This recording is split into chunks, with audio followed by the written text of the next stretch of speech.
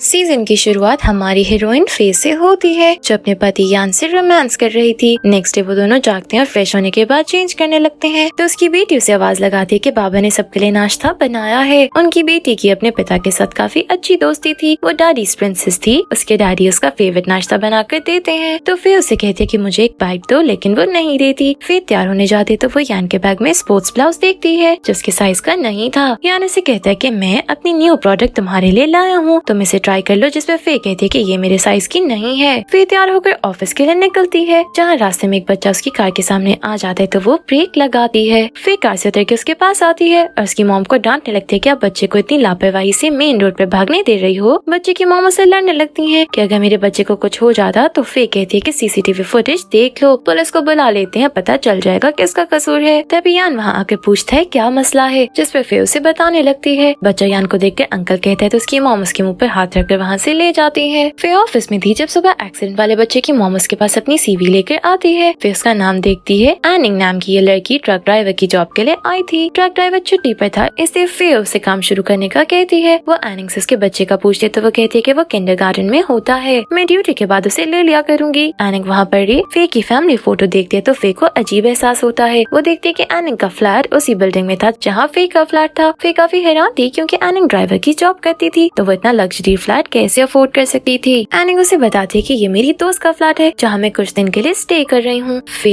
IT department जाती है तो एनिंग को मर्दों से ज्यादा भारी सामान आराम से उठाते देखकर काफी हैरान होती है। वो ड्यूटी के बाद भी सबकी मदद करवा रही थी जिसपे फे उसे ऐसा करने से मना करती है। वो पूछती है कि अगर मैं ओवर टाइम काम करूँ तो क्या मुझे एक्स्ट्रा पे मिलेगी। फे हाँ कह देती है। फे ऑफिस के बाद यान के साथ जाने के लिए निकलती है तो उसकी कार में से काफी तेज खुशबू आती है जो यान के परफ्यूम की नहीं थी। फे के पूछने पर यान कह देता है कि मैंने एक फीमेल क्लाइंट को घर छोड़ा था। उसे शक तो था ही, अब उसे शक और पक्का हो जाता है। रेस्टोरेंट में खाना खाते हुए फे यान से पूछती है क्या तुमने मुझे कभी धोखा दिया है, जिस पर यान फनी वे में जवाब देता है कि इर्द गिर्द जब इतनी खूबसूरत लड़कियां हों तो मर्द आंखों से धोखा तो देता ही है, लेकिन दिल से मैंने तुम्हें कोई धोखा नहीं दिया। फिर रेस्टरूम जाती है तो यान किसी से बात करने लगता है और उसकी कुछ बातें फे सुन लेती है। वो यान से पूछते कि तुम बेबी किसे कह रहे थे। उसने फोन पर कहा था कि बेबी जब तक तुम मुझे चीट नहीं करोगी मैं तुम्हारे साथ हूँ। यान बहाना बना देता है कि ये मेरी कोलीग है जो मुझसे बड़ी है, इससे मैं उसे चिढ़ाने के लिए ऐसे ही बात करता हूँ। रात को फे अपनी फैमिली के साथ घर आती है तो उसकी बेटी का टैबलेट गाड़ी में ही रह जाता है जो लेने के लिए फे को दोबारा जाना पड़ता है। वो देखती है कि गाड़ी की पिछली सीट पर एक कार्टून का सर पड़ा है तो उसे याद आता है कि ये कीचेन उसने सुबह एनिंग के बैग के साथ देखा था। उसे एनिंग का हाउस नंबर तो याद ही था। वो वहाँ चली जाती है। एनिंग का बेटा दरवाजा खोलता है, बताता है कि मेरी मॉम बाहर कूड़ा फेंकने गई है। फिर उसे अपने साथ स्नैक्स देती है। जब वो देखने लगता है तो फिर टेबल पर पड़े एनिंग के बैग से की रिंग उतार लेती है। तभी एनिंग भी आ जाती है जो फे से पूछती है कि तुम इस वक्त यहाँ क्यों आई हो। तो फे बताती है कि मुझे बेबी की तबीयत पूछनी थी और तुमसे काम था कि कल मुझे 8 बजे कहीं जाना है, लेकिन एनिंग मना कर देती है। तो फे को याद आता है कि यान ने भी कल इतने बजे ही बिजनेस ट्रिप पर जाने का कहा है। फे का शक तो यकीन में बदल ही गया था। वो घर आकर से की रिंग का वो पीस जोड़ती है जो उसे यान की कार में मिला था तो उसे कंफर्म हो जाता है कि ये पीस एनिंग की की रिंग का है। अगले दिन फे यान से पूछती है कि अगर तुम मुझे कुछ बताना चाहते हो तो अभी भी ज्यादा देर नहीं हुई, जिस पर यान चुप रह जाता है। फिर उसका पीछा करने लगती है लेकिन वो ठीक जा रहा था, जिस पर एनिंग के पीछे जाती है। वह एनिंग के बेटे को कोई अगवा करने की कोशिश करता है तो फिर उसकी मदद करती है, जिस पर एनिंग उसे थैंक्स कहती है। यही एनिंग के बेटे से बात करते हुए फे को पता चलता है कि यान की कार में एनिंग के अलावा कोई और भी औरत थी। फिर उससे पूछती है कि आपके डैड कौन है तो वो कहता है कि मेरे कोई डैड नहीं है, जिसका मतलब था कि एनिंग ने उसे उसके डैड के बारे में नहीं बताया था। एनिंग फे से पूछती है कि आपको डिवोर्स हो रही है तो वो काफी हैरान होकर पूछते कि तुमने कहाँ से सुना। एनिंग कहती है कि मैंने नेबर से सुना है। असल में यान की गर्लफ्रेंड एनिंग को बताया था कि यान की डिवोर्स हो रही है और हम बहुत जल्द साथ होंगे। यही हम यान को एक लड़की के साथ देखते हैं जिसके साथ यान रिलेशनशिप में था और फे को चीट कर रहा था। फे सुपर स्टोर से निकलती है तो करीबी यान की कार देखकर उसके पास आती है। वो यान से पूछती है कि तुम तो आउट ऑफ सिटी जाने वाले थे ना, तो यहाँ क्या कर रहे हो। जिस पर यान झूठ बोलते हुए बताता है कि मैं इस आर्ट म्यूजियम में अपने क्लाइंट के लिए गिफ्ट लेने आया था। उसके जाने के बाद फे आर्ट म्यूजियम के मालिक के पिता को कॉल करती है जो उसकी कंपनी के ही एक इन्वेस्टर थे। वो उनसे बहाने से उनकी बेटी डिंग का नंबर लेकर उसकी वीचैट खोलती है तो प्रोफाइल में डिंग ने वही स्पोर्ट्स ब्लाउज पहने पिक्चर लगाई थी जो फे ने यान के बैग में देखा था। फे को पता चलता है कि यान ने उसके अकाउंट से बहुत बड़ी रकम निकाली है तो वो यान के ऑफिस में जाती है। यान उसे कहता है कि मैंने इन्वेस्टमेंट की है, तुम उसके लिए राजी नहीं थी इसलिए तुमसे बिना पूछे निकाल लिए। यही फे यान से पूछते कि डिंग कौन है तो वो कहता है कि मैं सिर्फ उससे कुछ पेंटिंग्स खरीदने गया था। फे कहती है क्या तुम मुझे अपनी चाट सिखा सकते हो। तो वो चाट सिखाने के बजाय डिंग को कॉल करके कहते हैं कि मेरी पत्नी आपसे मिलना चाहती है, इससे कल मैं और मेरी वाइफ आपकी गैलरी आएंगे। डिंग उसे सवाल करने लगती है लेकिन यान उसे जवाब नहीं देता, जिस पर फे भी चुपचाप उसकी बकबक सुनती रहती है। यान रात को डिंग को मैसेज करके के उसकी मिन्नतें कर रहा था कि इस बार मेरी पत्नी के सामने मामला संभाल लेना। वो डिंग का नंबर भी उसके नाम से सेव कर लेता है। डिंग को देखें तो वो अपने फ्रेंड्स के साथ बहुत ज्यादा ड्रिंक करके एनिंग को बुला लेती है। एनिंग उसे बताती है कि यान की डिवोर्स नहीं हुई। वो कहती है कि मैं ये जानती हूँ लेकिन मुझे इससे कोई फर्क नहीं पड़ता, यानी उसके लिए ये सब खेल था। एनिंग को उसकी बात पर काफी गुस्सा आता है और वो उसे कहती है कि प्यार कोई खेल नहीं होता, तुम आग से खेल रही हो। डिंग फिर से ड्रिंक करने लगती है तो एनिंग उसकी हालत देखकर उसकी जगह खुद ड्रिंक कर लेती है और उसे ले जाती है। डिंग को छोड़कर वापस आते हुए एनिंग को रास्ते में कोई बाइक पर अपना पीछा करता हुआ महसूस होता है तो वो भागने लगती है। वो बाइक भी उसके पीछे आ जाता है तो एनिंग उसे डॉज देकर उसकी कट लगाती है। तभी वो अपना हेलमेट उतारता है तो एनिंग को पता चलता है कि ये उसके बेटे का किंडरगार्टन में ख्याल रखने वाला सू है। वो एनिंग से कहता है कि आपको गुजरते देखकर मुझे चिंता हो रही थी कि कोई बुरा इंसान ना मिल जाए, ऐसे मैं आपको घर छोड़ना चाहता था। एनिंग कहती है कि कोई बुरा इंसान मिलेगा तो पछताएगा, जिस पे सू को अपनी चोटों से उठते दर्द को महसूस करके उसकी बात ठीक लगती है। वो एनिंग को घर छोड़ देता है, उसे बताता है कि मेरी बहन का घर भी इसी बिल्डिंग में है। फिर ड्रिंक करके घर आती है तो यान उसे नशे में देख के उसके शूज उतारने लगता है। फिर उससे पूछती है कि अगर मैं कभी तुम्हारे साथ चीटिंग करूँ तो तुम क्या करोगे। वो कहता है कि मैं तुम्हें माफ करके तुम्हारे साथ पहले से भी अच्छा बर्ताव करूंगा। यान उसे कहता है कि हम दोनों एक दूसरे से प्यार करते हैं, इसे मैं जानता हूँ, हम एक दूसरे को कभी चीट नहीं करेंगे। ऐसे धोखे के बाद लोग झूठ कितनी आसानी से बोल लेते हैं। सू जो कि फे का भाई था वो फे के घर आकर उसे बताने लगता है, जिस पे फे उसे संभल कर रहने का कहती है। तभी उनको एनिंग के बेटे की आवाजें आती हैं जो अपनी मॉम को आवाजें दे रहा था। वो दोनों उसके घर जाते हैं तो सू की आवाज सुनकर वो दरवाजा खोल देता है। सू एनिंग को वॉशरूम का दरवाजा तोड़कर उठाने लगता है तो वो होश में आ जाती है। वो ड्रिंक करने के कारण बेहोश हो गई थी। सू ऑफिस से सारी कहानी सुनाते हैं कि हम यहाँ किस वजह से आए, जिस पे वो उनको थैंक्स कहती है तो वो जाने लगते हैं, लेकिन एनिंग फे को रोकती है। वो फे को डिंग और यान के अफेयर के बारे में बता देती है क्योंकि एनिंग काफी साफ दिल लड़की थी और उसे अपनी बॉस को धोखे में रखना ठीक नहीं लग रहा था। फे यान के साथ डिंग से मिले उसके म्यूजियम जाती है तो वहाँ वो यान के साथ बहुत लवी डवी बनकर रहती है। यान भी उसे विश्वास दिलाने को कहता है कि मेरी फैमिली मेरे लिए सब कुछ है और तुमने देख लिया डिंग के साथ मेरा कोई अफेयर नहीं है। वो यहीं फे की गर्दन पर एक निशान देकर पूछता है कि ये कैसा निशान है तो फे कहती है कि एक्सीडेंटली जख्म हो गया था। वो डिंग को तपाने के लिए यान के गाल पर किस करके जाती है। उसके जाने के बाद एनिंग वहाँ आती है जो डिंग को उसके फ्लैट में रहने का किराया देती है और उसे बताती है कि मैं कुछ दिन में ये छोड़ जाऊंगी। एनिंग आर्ट गैलरी के बाहर यान को देखती है तो उसके गिरेबान से पकड़कर गाड़ी से बाहर निकालती है। यान उसे कहता है कि तुम पागल हो क्या, जिसपे एनिंग कहती है कि अगर आइंदा तुमने टू टाइमर बनने की कोशिश की तो मैं तुम्हें अच्छा सबक सिखाऊंगी। डैन को फे के बर्ताव पे काफी गुस्सा था, इससे वो अपने फ्लैट आती है। यहाँ यान उसे देख लेता है। वो उसे कहता है कि मेरी फैमिली से दूर रहो, जिस पर डिंग कहती है कि मैं तुम्हारे घर भी जा सकती हूँ। डिंग यान से पूछती है कि तुमने तो कहा था तुम्हारा रिलेशन अपनी पत्नी के साथ अच्छा नहीं है, तो अब ये सब क्या है। डिंग कहता है कि वो सिर्फ तुम्हें जलाने के लिए सब कर रही थी। वो डिंग को मनाने लगता है तो डिंग कहती है कि अगर तुम मुझे मनाना चाहते तो अपने साथ आउट ऑफ सिटी ले चलो। यान अपनी बेटी की कॉम्पिटिशन के लिए उसके साथ आउट ऑफ सिटी जा रहा था, जहाँ जाने से फे ने मना कर दिया था। इससे वो डिंग को मनाने के लिए उसे साथ ले जाने के लिए मान जाता है। फे को ऑफिस में परेशान देखकर एनिंग उसके पास लंच लेकर आती है क्योंकि फे ने लंच भी नहीं किया था। फिर उसे कहती है कि मुझे तुम्हारी दोस्त से मिलना है। एनिंग उससे बात करने जाती है लेकिन उसे पता चलता है कि डिंग भी उस शहर जा रही है जहाँ यान जा रहा है। वो फे को ये बता देती है। फिर यान और अपनी बेटी के जाने के बाद उनको बिना बताए खुद भी उनके पीछे चली जाती है और यान जो डिंग से मिलने की तैयारी कर रहा था वो फे को देखकर शॉक्ड हो जाता है। यान उसके सामने बड़ा खुश होने का नाटक करता है लेकिन उसकी हड़बड़ाहट साफ नजर आ रही थी। वो दोनों ड्रिंक करने लगते हैं जिसके बाद फे अपने क्लाइंट से मिलने चली जाती है तो यान डिंग के पास आता है, उसे वहाँ से जाने का कहता है। वो दोनों बाहर घूमने जाते हैं लेकिन वो नहीं जानते थे कि फे उनका पीछा कर रही थी। फे की लॉयर ने उसे यान की चीटिंग का प्रूफ अपने पास रखने का कहा था ताकि वो लोग ये कोर्ट में दिखाकर यान से वो पैसे वापस ले सके जो उसने फे के अकाउंट से उसको बिना बताए निकलवाए थे। फे उनकी वीडियो बनाकर यान को कॉल करके उसे अपनी बेटी की डिबेट सेरेमनी अटेंड करने का कहती है तो वो तुरंत वहाँ से चले जाता है। फे डिंग के पास जाकर उसे पूछते कि आप लोगों के रिलेशन को कितना टाइम हो गया है, जिस पर वो कहती है कि 1 साल। फिर पूछते है कि तुम जानती थी वो मैरिड है, तो वो बेशर्मों की तरह कहती है कि उसने कभी मुझसे झूठ नहीं बोला। डिंग कहती है वो तुमसे तंग आ गया था, इसलिए अगर मैं ना होती तो कोई और होती। यही नहीं, वो फे से ये भी कह देती है कि हम दोनों शुरू में तो खेल रहे थे लेकिन अब हम एक दूसरे से प्यार करते हैं। उसकी प्यार वाली बात सुनकर फे हंसने लगती है और उसे कहती है कि मत तुम जैसी औरतों से प्यार नहीं करते। डिंग कहती है कि अगर वो तुमसे प्यार करता तो मेरे पास ना आता, इससे तुम भी उसे जबरदस्ती अपना पालतू बनाकर मत रखो। फे कहती है कि उस जैसे इंसान के साथ तुम ही सूट करती हो, इसलिए मैं उसे डिवोर्स दे रही हूँ क्योंकि जो इंसान धोखा दे वो मेरे लिए किसी कचरे जैसा है और कचरा मैं तुम्हारे लिए छोड़ जाऊंगी। फिर डिंग के पास से बीच पर आ जाती है जहाँ उसे याद आता है कि वो हनीमून के लिए यहीं आए थे। उसे वो सारे मोमेंट्स याद आने लगते हैं। वो अपनी रिंग निकाल कर पानी में बहा देती है और फिर एनिंग को कॉल करके बहुत ज्यादा रोती है। हर इंसान कहीं ना कहीं कमजोर पड़ता है और फिर उसको रोने के लिए कोई कांधा चाहिए होता है। वो चुप होती है तो एनिंग कहती है कि यान तुम्हारे काबिल नहीं है। ये बात तो फिर भी समझ गई थी लेकिन डिवोर्स का फैसला एक औरत की जात को पूरी तरह हिला देता है। डिंग सुनते ही यान को चुगली लगा देती है कि फे तुमसे डिवोर्स ले रही है। फिर यान के पास आ जाती है और वो दोनों इकट्ठे ही अपनी बेटी की परफॉर्मेंस देखने जाते हैं। वहाँ से फ्री होकर अपने एक क्लाइंट के साथ चली जाती है। यान को उस पर पहले ही शक था। वो उसका पीछा करता है तो वो एक होटल के रूम में थी। यान नॉक करता है तो फिर बाथरूम में दरवाजा खोलने आती है और उसे देखकर परेशान हो जाती है। तो वो उसे कहता है कि तुम अपने क्लाइंट के साथ हो ना। फिर कोई जवाब नहीं देती तो यान अंदर चला जाता है और वहाँ मेल ड्रेस बेड के पास पड़ा देखकर उसे विश्वास हो जाता है कि फे उसे चीट कर रही थी। वो फे का गला दबाने लगता है, उसे पूछता कि बताओ वॉशरूम में कौन है। फिर उसे कहती कि तुम मेरे साथ अच्छे क्यों नहीं होते, मुझे माफ करके एक चांस क्यों नहीं देते। तो यान अपनी ही बात से मुकरते हुए कहता है कि कोई भी मर्द ऐसी औरत को सेकंड चांस नहीं दे सकता। वो फे को बातें सुनाकर वॉशरूम की तरफ जाता है तो वहाँ से डिंग बाहर आती है। यानी ये फे और डिंग का प्लान था। डिंग फे से कहते कि तुम तो इससे डिवोर्स चाहती हो ना, जिस पर फे कहती कि मेरे चाहने को छोड़ो, यान से पूछो क्या वो भी यही चाहता है। डिंग यान को अपने साथ चलने का कहती है और इसे विश्वास दिलाती कि मैं अपना सब तुम्हें दे दूंगी। फे यान से कहती है कि अगर तुम डिंग के साथ जाना चाहते तो मैं नहीं रोकूंगी। फिर डिवोर्स के लिए कोर्ट में मिलेंगे, लेकिन अगर तुम डिवोर्स नहीं चाहते तो तुम्हें पता है तुम्हें क्या करना है। यान डिंग से जाने का कहता है। वो उसे कह देता है कि हम दोबारा एक दूसरे से कभी नहीं मिलेंगे। ये सुनकर डिंग उसे थप्पड़ मारकर चली जाती है। उसके जाने के बाद फिर उसे कहती है कि हमारे दरमियान सब ओवर है। यान उसे एक चांस मांगता है तो फिर कहती है कि तुम नहीं कहा था कोई मर्द चीटिंग माफ नहीं कर सकता, तो तुमने कैसे सोचा कि औरत ये गुनाह मर्द को माफ कर सकती है। यान घुटनों पर बैठकर उससे माफी मांगता है, लेकिन वो नहीं मानती तो वो उसे पीछे से पकड़ के माफी मांगता है। फिर उसे अब माफ कर ही नहीं सकती थी तो वो उसे ऐसे ही छोड़कर चली जाती है। अगले दिन फिर यान से कहते कि हमें आज का दिन अपनी बेटी के साथ गुजारना है, तो वो दोनों इकट्ठे बेटी के साथ बाहर घूमने जाते हैं। बीच में फोटो बनाते हुए फे का फोन पानी में गिर जाता है तो वो लोग न्यू फोन लेने जाते हैं। फे के न्यू फोन में यान अपने फोन की GPS डाल देता है ताकि उसकी लोकेशन फे को हमेशा पता चलती रहे। वो फे को ये बता देता है, अपने फोन का पासवर्ड भी बताता है जो फे की ही बर्थडे थी। वो फे से कहता है कि तुम जब चाहे मेरा फोन को चेक कर सकती हो, लेकिन फे कहती है कि मुझे अब इसकी जरूरत नहीं। फे वहाँ से वापस आकर बैग पैक करके जाने लगती है तो अपनी बेटी को भी अपने साथ चलने का कहती है। उसकी बेटी की उसके साथ तो बनती ही नहीं थी, इसलिए वो कहती है कि मैं डैड के साथ वापस जाऊंगी। फिर उसका बाजू उठाकर उसे जबरदस्ती अपने साथ चलने का कहती है तो यान उससे कहता है कि मामा ने आपके लिए कुछ सरप्राइज रखा है, जिस पर फे कहती है कि उसे झूठ मत बोलो। तो वो कह देता है कि मॉम को कंपनी में कुछ काम है। यान के कहने पर वो फे के साथ जाने के लिए तैयार हो जाती है तो यान फे से कहता है कि इसे कुछ मत बताना, जिस पर फे कहती है कि मैं अपनी बेटी के सामने तुमसे लड़ाई नहीं करूंगी। एनिंग फे को घर छोड़कर अपना घर का सामान शिफ्ट करने लगती है, जिसके लिए उसका बेटा खुश नहीं था, लेकिन सू उसको अपनी कहानियां सुनाकर और नए घर की तारीफ करके उसका मूड ठीक कर देता है। इधर अपनी बेटी को लेकर घर चली जाती है तो वो घर जाते ही फे पर चिल्लाने लगती है कि आप डिवोर्स ले रही हैं, लेकिन मैं इसे एग्री नहीं हूँ। फिर उसे समझाने लगती है कि तुम जल्दी बड़ी हो जाओगी और बहुत सारी मुश्किल चीजें फेस करोगी। फिर उसे विश्वास दिलाती है कि मैं तुम्हारे बड़े होने पर डिवोर्स की रीजन बता दूंगी, लेकिन अभी तुम जिद नहीं करो। बच्ची कहती है कि अगर आप दोनों ने डिवोर्स दी तो मैं आप लोगों से कहीं दूर भाग जाऊंगी। ये कहकर वो हाथ में पकड़ा टेडी बेयर फे को मारकर चली जाती है। फे के पेट में बहुत शदीद दर्द होने लगती है और वो वहीं गिर जाती है। क्या फे अपनी बेटी के लिए अपना डिवोर्स का फैसला बदल देगी? उनकी डिवोर्स का उनकी बेटी पर क्या असर पड़ेगा? यान का धोखा देने के बाद क्या अंजाम होगा? एनिंग की क्या कहानी है और उसने अपने पति को किस वजह से छोड़ दिया? ये सब और बहुत कुछ और जानने के लिए देखिए सीजन का next part. Thank you for watching.